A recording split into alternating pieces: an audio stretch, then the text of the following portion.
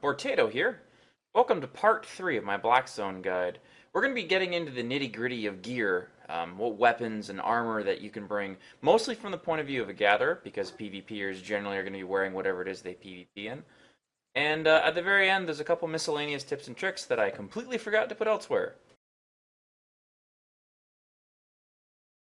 Now, the last thing I'm going to talk about is the concept of what gear to wear and what abilities to take in the Black Zone.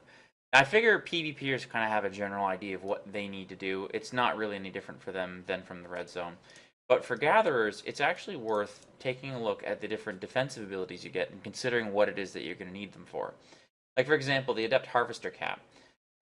Cleanse is going to remove you of any stuns, slows, whatever. But Magic Pollen actually gives a Confuse CC that you can lay on people who are hitting you.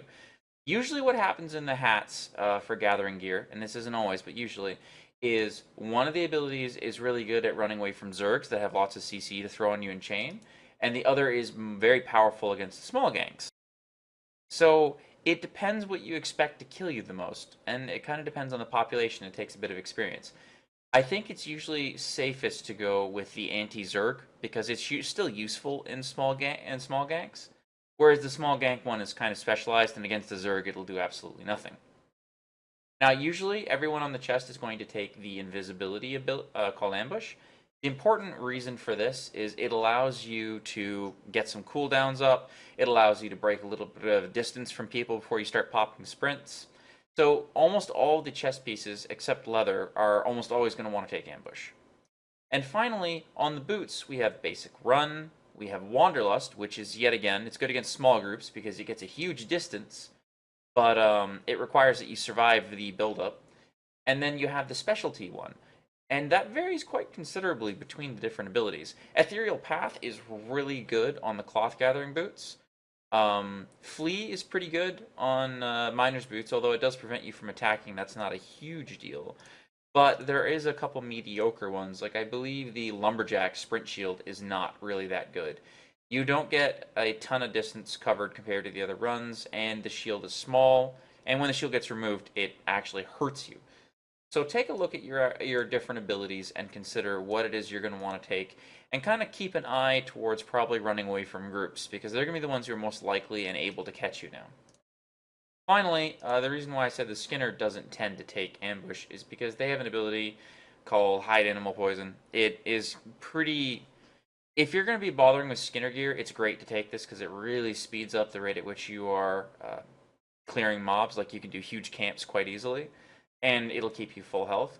But you do give up a little bit of defense in the ambush because you can't break line of sight quite so easily.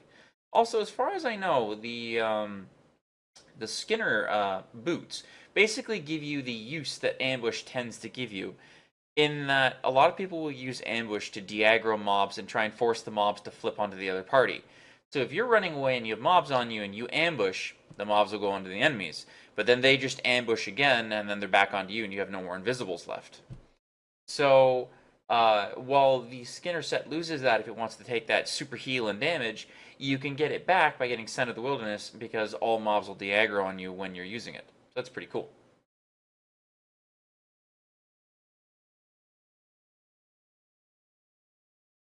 The last thing I want to talk about is potions and food. You're obviously going to want to be taking the Gatherer pie for food. That's not really a question if you're going gathering. If you're going PvP, it'll be whatever you want there.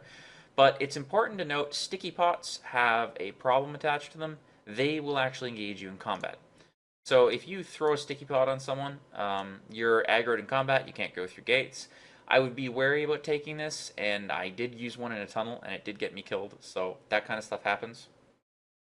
Health potions are going to be pretty affordable, and having a bit more health to survive a gank doesn't hurt. Those are pretty much your main options. I'm assuming invisibility is probably a little bit too pricey for most people's blood, but I guess you could carry one if the price goes down towards later game.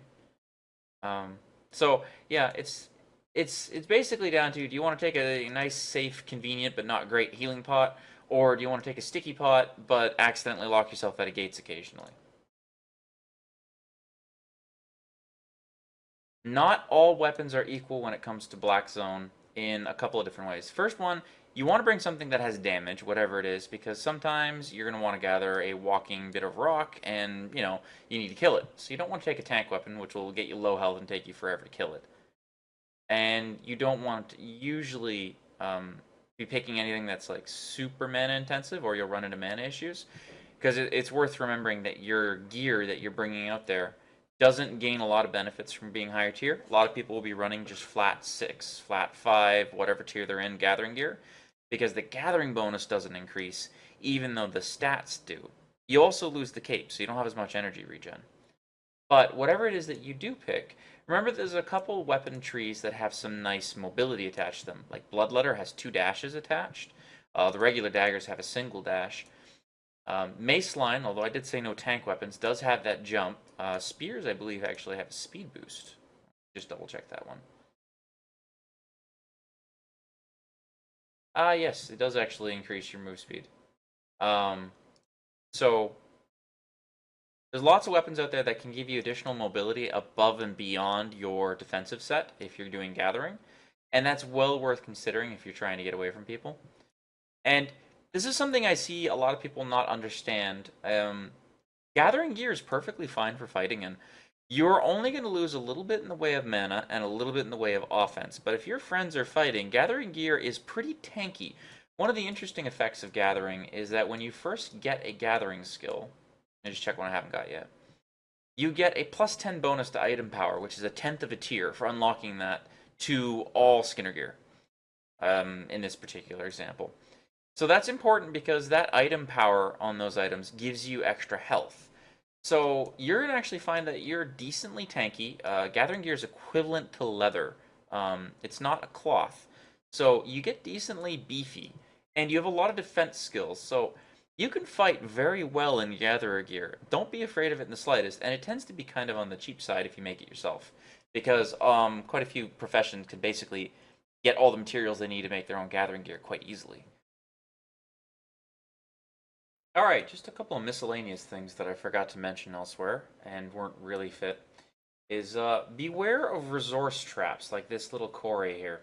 You can see that it's down the ground, so you lose that height advantage. You can't really see much, and there's only a single entrance to it. However, it's layered thick with nodes. That is fully intentional on the devs' part. They are trying to tempt you into coming into these zones and potentially getting ganked. Kind of as a way to even things out between the gankers and the gatherers, since gatherers do have a flat advantage if they're just in empty terrain. Now, the big issue is just make sure that you're doing it intelligently. If the zone's hot, don't go into resource traps. If the zone's pretty quiet, depending what's in it, it might be well worth your time to go down there and risk the slight chance someone finds you at a bad location. The other thing is, I'm using a riding horse out here. I wouldn't suggest that. I'm only using that because I'm spam mining in friendly territory that's very well controlled by PvP groups. The other thing is, riding horses let you go over your carrying cap, and you're probably going to get your horse taken out from underneath you at some point in PvP. Having that extra weight on you means that you are going to be reliant on your specialty sprints to move at all. You're not actually going to have the opportunity to move if your special sprint is done. And that's pretty restricting. That's going to reduce your chances of surviving quite heavily. So usually the go-to mount for most people who are gathering is T5 or T6 Warhorse, depending what's affordable at the time. Some people go with the T7 as they start to get affordable later. I'm not entirely certain how the economy is going to work this launch, but it looks like it's going similar. And finally, map markers. So if you see on my map right now, it's completely empty. However, if we look at my combat log, we see that someone died, and when I press M, I also see a Zerg in the town. Now, these map markers are the last ones I saw since I entered the zone. If I wasn't in the zone at the time, it doesn't count. But when I press M again, something a lot of people don't realize is these markers will translate onto the minimap like you just saw there. I'm actually kind of surprised. The death marker seems to have expired. But the Zerg marker still goes, even though it's been there, sitting there invisible for about 20 minutes, just like the death marker. Anyway, I think that's about everything I have. I hope that these tips, for anyone who hadn't run across these concepts, finds them useful. Good luck getting out into the Black Zone. Make sure that you got some spare sets, because it's going to kill you a couple times learning how to get used to it. Thanks for watching, everyone. If you like this kind of stuff, make sure to subscribe or check out my Twitch link in the description.